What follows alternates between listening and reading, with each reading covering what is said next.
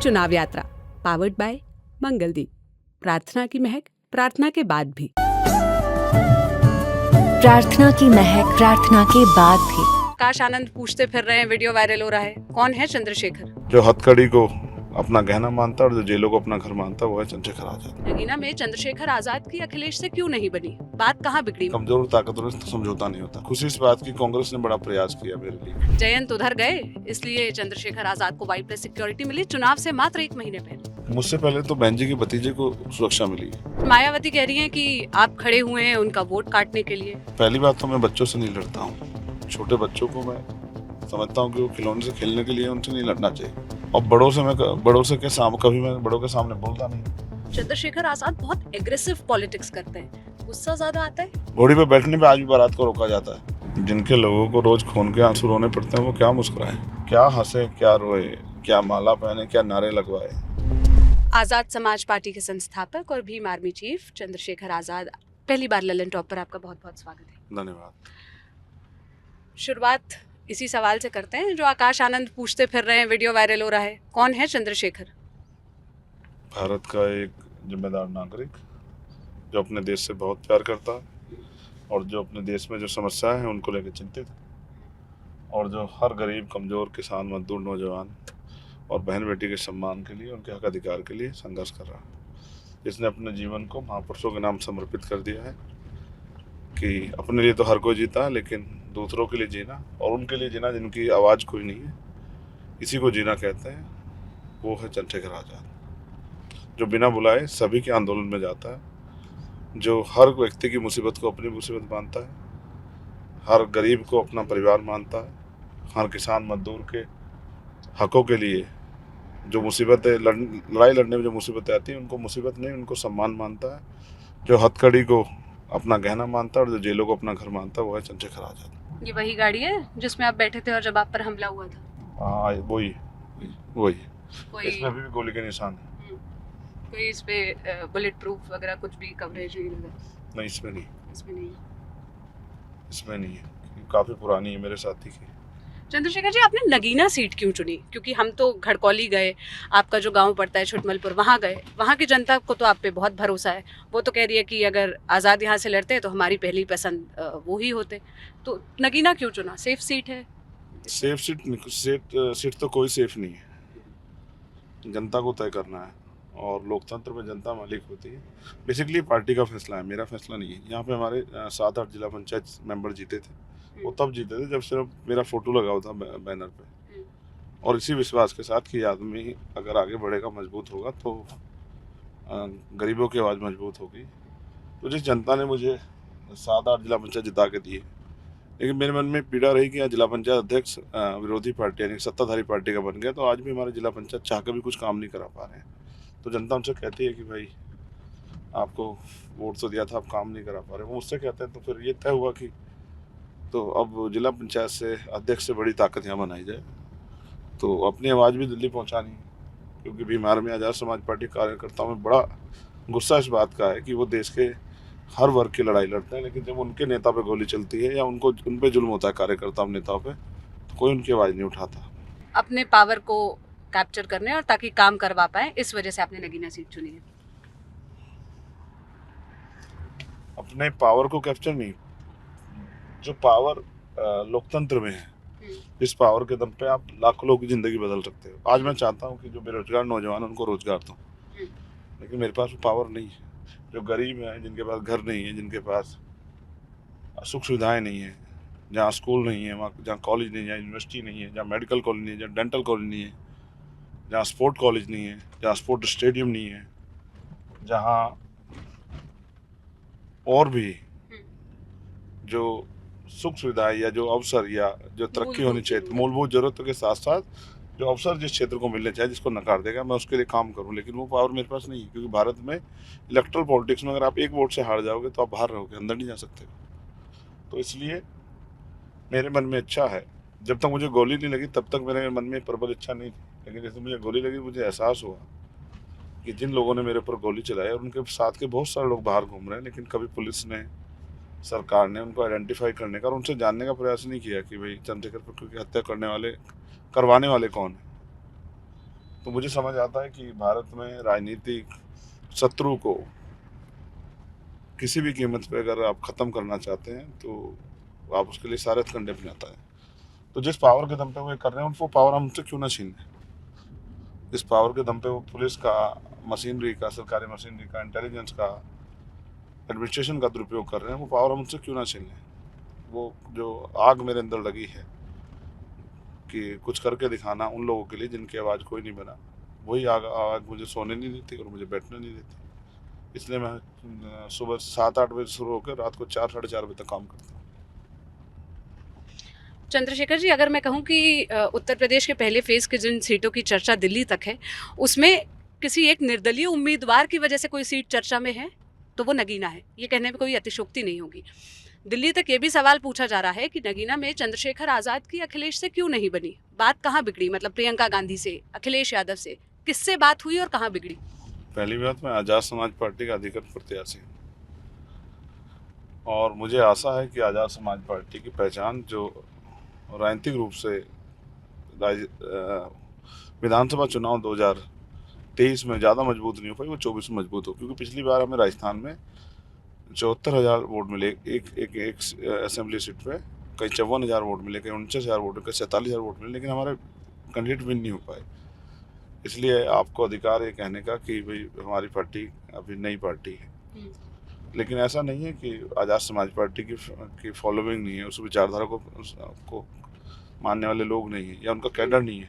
आज उत्तर प्रदेश में और कई स्टेटों में हमारा कैडर है। तो अखिलेश जी से नहीं बनी, ठीक है, अब लोकतंत्र है, उनका मन नहीं था। भाई देखिए, समझौते जो हैं वो जबरदस्ती तो नहीं होते। हमारा मानना है कि कमज़ोर और ताकतवर से समझौता नहीं होता। हम कमज़ोर हैं इसलिए हमसे समझौता नहीं कर रहे। हमने भी तय किया कि हम पहले ताकतवर बनेंगे जिससे कि समझौते बराबरी की हो। और मुझे खुशी इस बात की कांग्रेस ने बड़ा प्रयास किया मेरे लिए कि भाई वो किससे? प्रियंका गांधी से बात हुई? नहीं, मैं किसी का इंडिविजुअल नाम नहीं लेना चाहता, लेकिन कांग्रेस के बहुत सारे लोगों ने प्रयास किया। मैं अलायंस के कई लोगों से मिला, राष्ट्रवादी के लोगों से मिला, शरद पवार जी से तमाम, लेकिन उन्होंने प्रयास किया, लेकिन एक नेता की हठधर्मिता की वजह से वो नहीं हो पाया। खैर कोई बात नहीं हुआ तो हमने एक नया अलायंस बना लिया, जनता अलायंस। अब जनता को, नगीना की जनता के साथ हमने पिछले 4.5 महीने बहुत मेहनत की और 1.5 साल से हमारे कार्यकर्ता, हमारे नेता हैं, मेहनत कर रहे हैं। और मैं उनकी मेहनत का ये वो है कि आप कहीं भी किसी गली में चले जाओ तो आपको चंद्रशेखर आज़ाद के चाहने वाले मिल जाएंगे। चंद्रशेखर आज़ाद के चाहने वालों में एक उनके बहुत अच्छे दोस्त भी हैं, जयंत चौधरी नाम है, भाजपा के साथ अब उनका गठबंधन हो चुका है। जो राजनीति समझते हैं या समझने का दावा करते हैं, वो कह रहे हैं कि जयंत उधर गए इसलिए चंद्रशेखर आज़ाद को वाई+ सिक्योरिटी मिली चुनाव से मात्र 1 महीने पहले। सवाल ये नहीं है, सवाल ये क्या मैं पहला आदमी हूँ जिसको सिक्योरिटी मिली? वो मेरी सिक्योरिटी में तो लेटर है, वो परमानेंट नहीं, कंडीशनल है इलेक्शन की वजह से। क्योंकि बीजेपी ने खुश होकर तो मुझे सुरक्षा नहीं दी होगी। उनको शायद ये एहसास हो कि जिस तरह से लगातार मेरी हत्या के प्रयास हो रहे हैं, अगर ये आदमी चुनाव के बीच मर गए तो सोचता है रिएक्शन में दलित सारा वोट जो है विरोधी दलों के साथ चला जाए और आपको बहुत बड़ा नुकसान हो। बीजेपी के लोग बेवकूफ़ थोड़ा ही हैं। सवाल ये है कि मैं वो व्यक्ति हूँ आज़ाद भारत में जो पिछले 10 साल की राजनीति, जिसके ऊपर गोली चली और जो मौत से बाल बाल बचा। मुझे जेल में जहर दिया गया तो भी मैं बच गया। मुझे एनआरसी के आंदोलन खूब पीटा गया, मरा हुआ समझ के छोड़ देगा तो भी मैं बच गया और अभी भी मैं जिंदा हूँ। 4 गोली लगने के बाद ये गाड़ी इस बात की गवाही कि अगर 1 इंच सर से गोली नीचे होती तो भेजा फट जाता। और जहाँ कैमरामैन है वहीं से गोली आई थी, वो यहाँ बैठे हुए शख्स को पीछे पैर पे लगी। तो अगर 1 इंच इधर होती तो मेरा पेट चीर के निकल जाती फाड़ती हुई 315 की गोली। तो मुझे अगर सुरक्षा का माहौल मिला तो इससे विपक्ष को दुख नहीं होना चाहिए किसी को। और जयंत से मेरे अच्छे रिश्ते हैं, इसमें कोई दो राय नहीं। मैं फिर कह रहा हूँ, राजनीतिक रिश्ते अपनी जगह है और व्यवहारिक रिश्ते अपनी जगह है। भाई अलायंस तो मेरा उनसे भी नहीं है। अलायंस मेरी बहन जी से बहुत अच्छे रिश्ते हैं, मैं उनका बड़ा सम्मान करता हूँ। अलायंस तो मेरा उनसे भी नहीं। अखिलेश जी से मेरे अच्छे रिश्ते हैं, मैं उनका अभी भी दिल से सम्मान करता हूँ। कभी उनको मेरी जरूरत पड़ेगी तो मैं निसंकोच उनकी मदद करूंगा। इन आरोप लगाने वालों को क्या कहेंगे कि चंद्रशेखर आज़ाद को बीजेपी और आरएलडी की बैकिंग है? एक सवाल ये है, मुझसे पहले तो बहन जी के भतीजे को सुरक्षा मिली और विपक्ष का कोई एक नेता बताओ इस पर सुरक्षा ना हो। वो तो कई कई बार कोई चीफ मिनिस्टर रहा, कोई डिप्टी चीफ मिनिस्टर रहा, कोई जो राज्यपाल रहा। मैं तो उन सबसे अपील कर रहा हूँ, आपकी तो बहुत फैन फॉलोइंग, आपका तो कोई दुश्मन नहीं, आपको सुरक्षा छोड़ देनी चाहिए। जाके देखिए तो पब्लिक के बीच में, ये भी नहीं पता कोई कहाँ से चाकू चला देगा, कोई कहाँ से ब्लेड चला देगा, कोई कहाँ से गोली मार देगा। रोज मुझे थ्रेट मिलती है, लेकिन मुझे ऐसा लगता है विपक्ष के कुछ नेता चाहते हैं, जो आरोप लगा रहे हैं कि चंद्रशेखर आज़ाद मर जाए तो ज़्यादा अच्छा है। उनकी जो राह में कांटा है, जिसको वो कल मानते हैं कि इस आदमी में परेशानी होगी, वो जल्दी खत्म हो जाए तो बेहतर है। ऐसी एक घटना मेरे साथ पहले भी हुई है। 2 अप्रैल 2018 के आंदोलन में जेल में बंद था, तो मैंने गांधीवादी तरीके से भूख हड़ताल की कि शायद सरकार पे इसका असर हो, क्योंकि निर्दोष बच्चों पे मुकदमे करके उनको जेल भेजा जा रहा था। तो आप भरोसा कीजिए कि 8 दिन भूख हड़ताल के रखने के बाद मेरी आंखों से दिखना मुझे बंद हो गया और मेरे हाथ पैर की जो स्किन है वो उतरने लगी। जेल के अंदर ही? जेल के अंदर ही। प्रशासन लगातार ये लिखता रहा कि वो ठीक है, वो सब 3 टाइम खाना खा रहे हैं, कोई दिक्कत नहीं है। अखबार में मुझे भी अखबार कटिंग मिल जाती थी, लेकिन मेरे परिवार की मुलाकात बंद कर दी गई। किसी को एहसास नहीं था मैं किस हालत में। एक दिन मेरी माँ जेल आ गई, तो परिवार के लोग अनुमति है मिलने की, तो बड़ी ज़बरदस्ती उन्होंने कहा कि नहीं, मैं मिले बगैर नहीं जाऊँगी, मुझे उसकी हालत जाननी। तो वो जूस और सब चीज़ें लेके आई थी, तो मैंने उनको मना कर दिया कि मैं पी नहीं पाऊँगा, क्योंकि मैं वचन दे के पीछे नहीं हटता हूँ।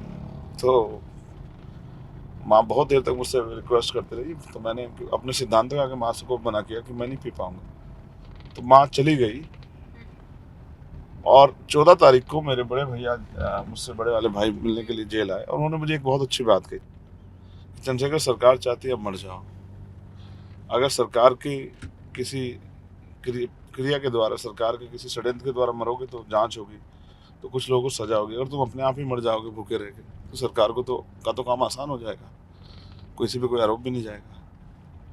तो जिंदा रहो कि अपने लोगों की लड़ाई लड़ सको। तो मैं भी जिंदा रहना चाहता हूँ कि अभी मुझे बहुत कुछ करना है अपने लोगों के लिए। मैं गाँव में जाता हूँ, मेरी माँ के आंसू नहीं सूखते, मेरी बहनों को मुझसे बहुत उम्मीद है, मेरे भाइयों को वो मेरे पैर छूते, मैं उनको मना करता हूँ, लेकिन उनको मेरे अंदर एक उम्मीद नजर आती है कि चंद्रशेखर आज़ाद मजबूत होंगे तो हमारे लिए कोई होगा जो हमें जुर्म जाते हैं अत्याचार को रोकथाम कर देगा, हमें सम्मान से जीने का अवसर देगा, हमारे हक अधिकारों के लिए लड़ेगा। हमारे बुजुर्ग बड़े सम्मान से देखते हैं कि ये हमारी औलाद है, ये अगर आगे बढ़ेगी तो हमारा आंदोलन आगे बढ़ेगा, हमारे अधिकार जो अभी तक नहीं पहुँचे हैं वो हम तक मिलेंगे। इस बात को समझना पड़ेगा, ये बहुत इम्पोर्टेंट बात है कि एक धोखा हुआ है आज़ादी नाम का। 14 अगस्त 1947 को ये देश अंग्रेजों के अधीन था। 15 अगस्त को हम लोग आज़ाद हुए, 16 अगस्त 1947 को देश में आज़ादी का परचम लहर गया था। इस सवाल ये है कि जिन लोगों पे संविधान से पहले जो कानून थे उनके आधार पे जिन लोगों को अधिकारों से वंचित किया गया था, जिनको पढ़ने पढ़ाने लिखने लिखाने, डॉक्टर इंजीनियर IAS IPS वकील जज बनने, सबसे बड़ी बुनियादी बात तो पढ़ने का ही बुनियादी अधिकार नहीं था सब लोगों को, तो उनके पास धन धरती राजपाट कहाँ से होगा। तो इस देश की ना धन धरती राजपाट में किसी बंटवारा नहीं, अमीर अमीर रह गया, गरीब गरीब रह गया। और आज ये सरकार इसलिए तो बनी है कि उन गरीब जो हाशिए पे लोग हैं उनको ऊपर उठा सके। तो आज जो हम बजट हमारा बनता है, वो बजट हमारे लिए कहाँ यूज हो रहा है? जो पैसा हम टैक्स के रूप में देते कहाँ यूज हो रहा है? जिन पे जमीन नहीं थी उनको जमीन नहीं मिली, जिन पे उद्योग नहीं थे उद्योग नहीं मिले, जिन पे धन नहीं था उनको धन नहीं मिला। जिसके अकाउंट में 14 अगस्त 1947 को 100 रुपये थे, उसके अकाउंट में 16 अगस्त 1947 को भी 100 रुपये थे। अब सवाल ये है, हमारे पास तो अकाउंट ही नहीं थे, हमें क्या मिला? हमें मिला कि आज भी जो अधिकार हमें मिले उसके नाम पे हमें गालियाँ मिलती हैं, हम पे आरोप लगते हैं, हमारी क्षमता पे सवाल खड़ा किया जाता है। इस देश में 2% सरकारी नौकरियां हैं, जिसमें रिजर्वेशन पहले शेड्यूल कास्ट शेड्यूल ट्राइब को और बाद में मंडल कमीशन के जरिए OBC को मिला। 49% टोटल रिजर्वेशन है। लेकिन आज भी अगर किसी को हमारी काबिलियत पर सवाल उठाना तो हमें आरक्षण के नाम पे गाली दे सकता है, जबकि यहाँ प्रकाश के लोगों को भी आरक्षण मिलता है, पिछले कई सालों से मिल रहा है। तो आरक्षण कोई गरीबी उन्मूलन का कार्यक्रम तो नहीं है। आरक्षण तो हिस्सेदारी है कि देखिए 2% सरकारी नौकरियां है, और जिनका नेता नहीं होगा, जिनका कर्मचारी वहाँ नहीं होगा, शायद उनकी बात को दिलचस्पी से ना सुना जाए, या उनके लिए कोई पॉलिसी ना माने। जैसे आज हम सरकार में नहीं है तो हाथरस जैसी घटनाओं पे सरकार न्याय नहीं करती, और प्रशासन भी उस तरह का रुख इख्तियार करता है जिसकी जो सरकार चाहती है। बहुत सारी ऐसी घटनाएं हैं। लेकिन आरक्षण पर सवाल उठाने वाले तो ये कहते हैं कि 75 सालों में आरक्षण से कुछ हुआ नहीं, किसी का भला हो नहीं रहा, आज भी स्थिति वैसी की वैसे ही। अगर आप दलित समुदाय के व्यक्तियों की स्थिति को देखो तो कब तक आरक्षण यूं ही चलता रहेगा? देखिए सवाल ये है कि नियत ही नहीं थी ना, वो आरक्षण जो दिया गया था वो कितने % पूरा हुआ, सवाल ये है। क्लास 1 में कितने परसेंट पूरा हुआ, सेकंड में, थर्ड में, फोर्थ में कितने परसेंट पूरा हुआ? आपने पूरा ही नहीं किया ना, आपने हमें मौका ही नहीं दिया ना। प्रमोशन रिजर्वेशन मिलता था वो आपने ख़त्म कर दिया, सुप्रीम कोर्ट ने कहा मिलना चाहिए, सरकार ने दिया नहीं। तो आपकी नीयत ही नहीं थी ना, आप तो कोशिश कर रहे थे कि किसी भी तरह जो उनको हक अधिकार मिले उनको रोका जाए, और आपने रोका उनको। मैं इस बात के लिए सभी सरकारों को दोष दूंगा कि अगर उनकी नीयत अच्छी होती, इनको ऊपर अपलिफ्ट करना चाहते तो वो पॉलिसी बनाते। आप कितने क्लास 1 के अधिकारी हैं हमारे, कितने क्लास 2 के अधिकारी हैं? मुझे बड़े शर्मिंदगी के साथ कहना पड़ता है कि देश के नेताओं में नीयत नहीं है। उनके पास नेता बहुत हैं, नीति बहुत है, लेकिन उनकी नीयत नहीं है। और नीयत अगर ना हो, मेरी जेब में हज़ारों रुपए हैं और मेरी नीयत ना हो किसी गरीब को एक पैसे की मदद करने की, तो मैं नहीं करूँगा, मुंह मोड़ के चल दूंगा, ये भी देख के कि किसी को जरूरत है। और मेरी नीयत अगर सच्ची है तो मेरी जेब में चाहे 100 रुपये हो और मुझे अगर 20 रुपये की मदद किसी की करनी है तो मैं कर दूंगा। असल खेल नीयत का है। हमारे प्रति वो नीयत ही अभी नहीं बन पाई जिस नीयत से हमें आगे बढ़ाने के बाद सोचा जाए। हमारे नेताओं को भी उनको मौका दिया जाता है जो गूंगे बहरे होते हैं। इसका उदाहरण मैं खुद हूँ, उनको पता है ये एक मजबूत आवाज़ है, तो सारी पार्टियों ने मुझे नकार दिया, मेरी मदद करने की बजाय मेरे खिलाफ आके रैलियाँ कर रहे हैं। मगर मैं तो भाजपा से लड़ रहा हूँ, मैं उनसे लड़ ही नहीं रहा हूँ। आपने विपक्षियों पर आरोप लगाया, लेकिन आप मायावती जी को विपक्षियों में नहीं गिनते हैं। आप कभी नहीं कहते कि मेरी उनसे सीधी लड़ाई है, पर मायावती कह रही हैं कि आप खड़े हुए हैं उनका वोट काटने के लिए, दलितों को गुमराह करने के लिए। देखिए ऐसा है, बड़ी हैं, बहुत दिन हुए उन्होंने मेरा नाम ही नहीं लिया, नाम लेती तो फिर मैं कुछ कहता।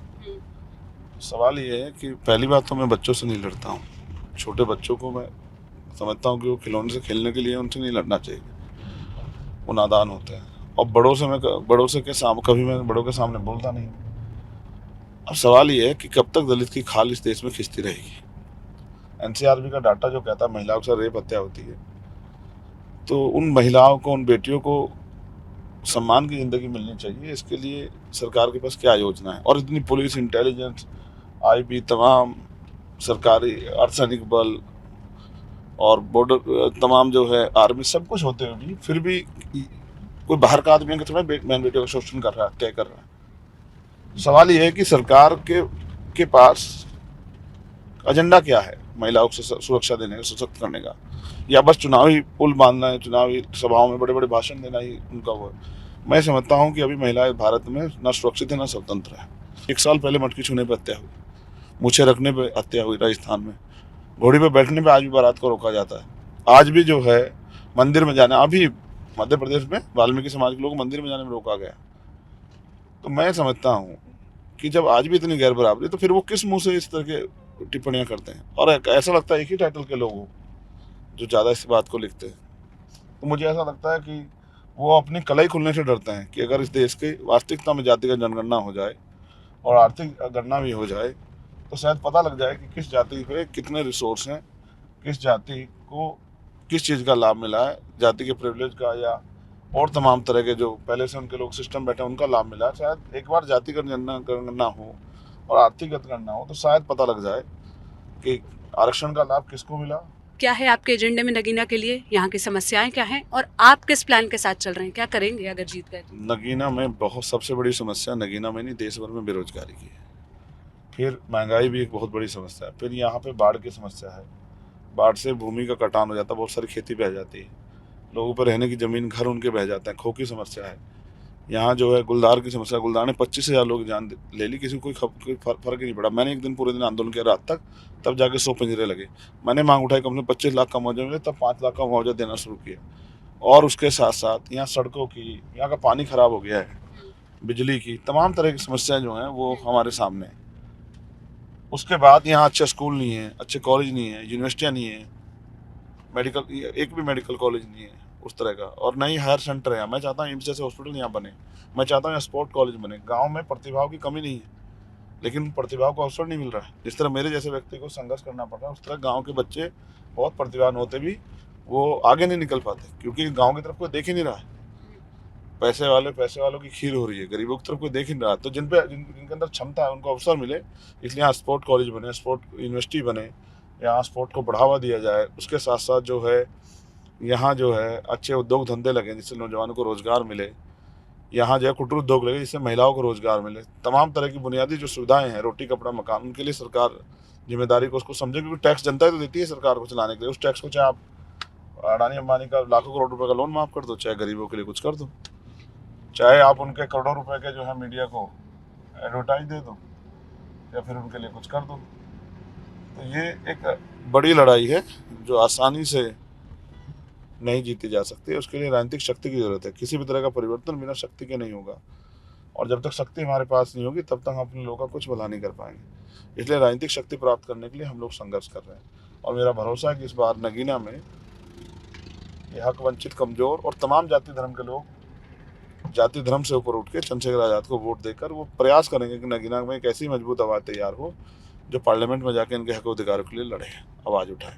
एक आखिरी पर्सनल सवाल करूंगी। चंद्रशेखर आज़ाद बहुत एग्रेसिव पॉलिटिक्स करते हैं, गुस्सा ज़्यादा आता है। आज तक हमने चंद्रशेखर आज़ाद की मुस्कुराती हुई तस्वीर तक नहीं देखी।